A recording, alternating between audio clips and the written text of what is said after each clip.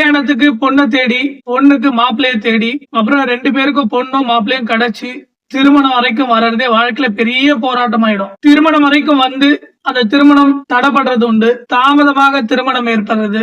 மன வாழ்க்கை நல்ல முறையில் அமைய வேண்டும் என்று பிரார்த்தனை செய்பவர்களும் பல பேர் இருக்கிறாங்க. இருந்தாலும் இது போல பல்வேறு பிரச்சனைகளை திருமணத்திற்காக எதிர்கொண்டிருக்கிறார்கள். இன்றைய காலகட்டத்தில் பெற்றோர்களாக இருந்தாலும் சரி, மணப்பெண் அல்லது மணமகனாக இருந்தாலும் சரி, அவர்களுக்கெல்லாம் எளிய பரிகாரம், அற்புதமான பரிகாரம் இப்போது சொல்ல இருக்கிறோம். முழுமையான இந்த பதிவை பாருங்க.